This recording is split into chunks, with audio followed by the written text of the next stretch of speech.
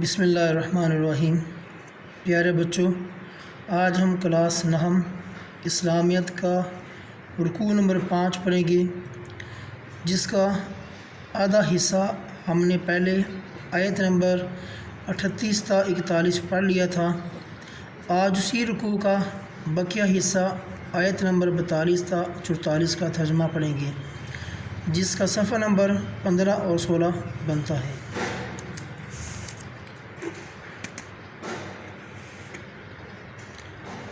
بسم اللہ الرحمن الرحیم۔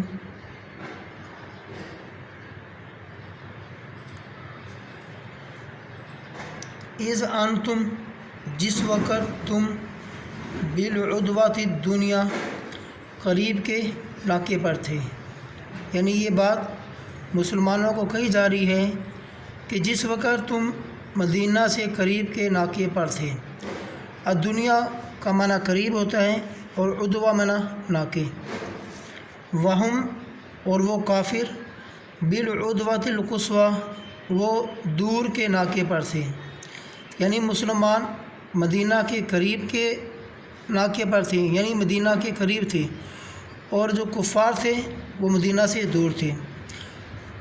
یعنی کفار سے مراد ابو جہل کا جو لشکر تھا، جو ابو سفیان کی مدد کے لیے آ رہا تھا، وہ مدینہ سے دور تھا۔ والرکب اسفل منکم، اور قافلہ تم سے نیچے اتر گیا تھا۔ اب اس قافلے سے تجارتی قافلہ مراد ہے، جس کی قیادت ابو سفیان کر رہا تھا۔ فرمایا وہ قافلہ تم سے نیچے اتر گیا تھا۔ وَلَوْ تَوَاعَدْتُمْ لَاخْتَلَفْتُمْ فِي الْمِيعَادِ، اور اگر تم جنگ کے لیے آپس میں کوئی قرارداد، کوئی معاہدہ کر لیتے تو وقت معین پر تقدیم و تاخیر ہو جاتی۔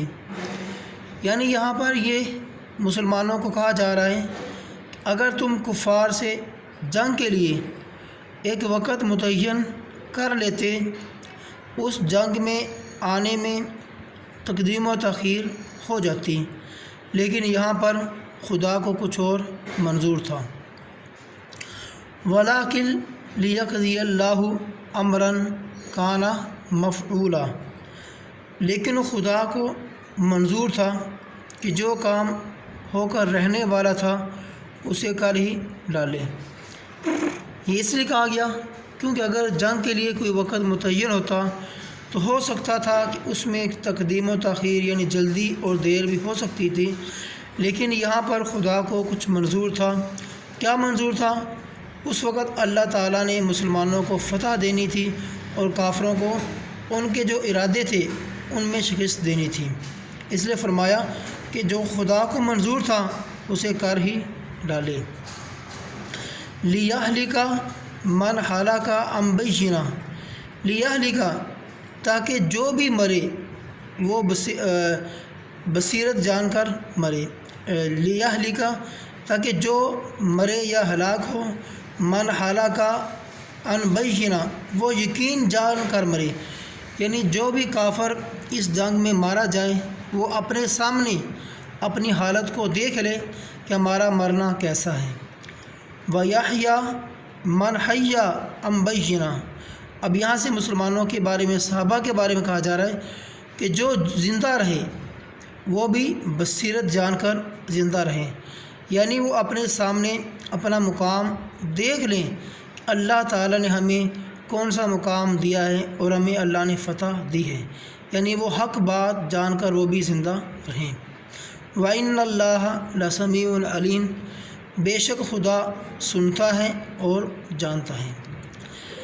اس جب یُریکہم، دکھایا تھا، فی منامک، تمہارے خواب میں، یعنی اب یہاں سے اللہ تعالیٰ یہ فرما رہے ہیں کہ جب کافر تمہارے مقابلے میں آئے تھے، اس سے پہلے اللہ تعالیٰ نے مسلمانوں کے حوصلے کو مضبوط کرنے کے لیے اور ان کی جماعت کو آپس میں بزدل ہونے کی بجائے کافروں کو مسلمانوں کے خواب میں تھوڑا دکھایا تھا، تاکہ مسلمانوں کے حوصلے مزید پختہ اور مضبوط ہو جائیں۔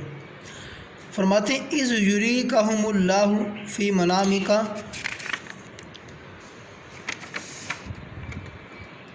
قلیلا، اس وقت خدا نے تمہیں خواب میں کافروں کو تھوڑی تعداد میں دکھایا۔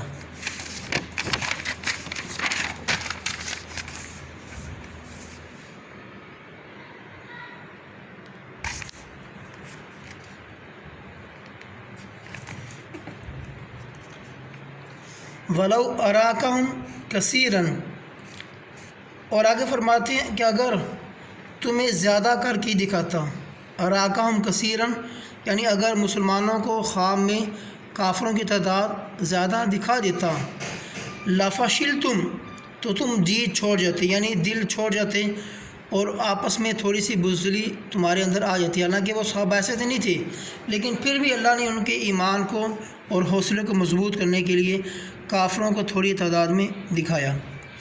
وَلَا تَنَازَعْتُمْ فِي الْأَمْرِ، اور تم کام میں جھگڑنے لگتے، یعنی اگر تھوڑا زیادہ دکھاتے کافروں کو تو فرماتے تم آپس میں اپنے بزدل ہو جاتے، جی چھوڑ جاتے اور اپنے کام میں جھگڑنے لگتے۔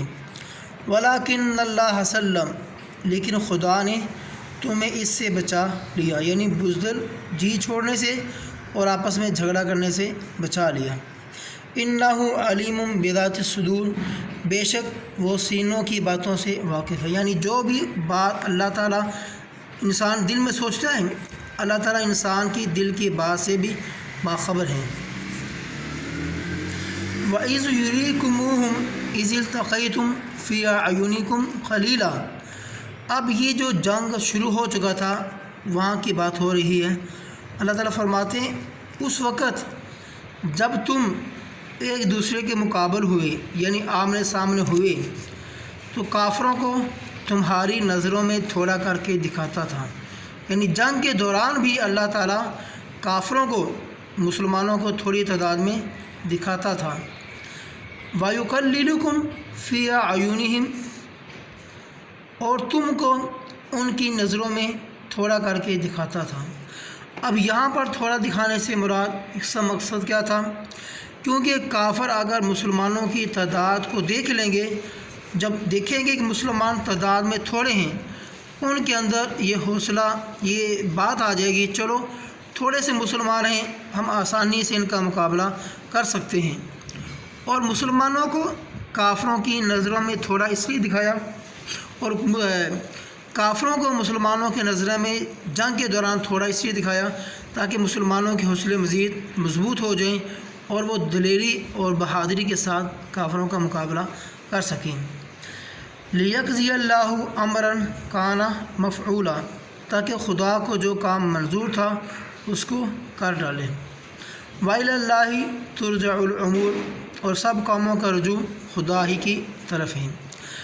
اب ہمارا رکوع نمبر 5 مکمل ہو چکا ہے۔ اب اگلے لیکچر میں ہم رکوع نمبر 5 کے جو سوال جواب ہیں وہ انشاءاللہ سارے کریں گے۔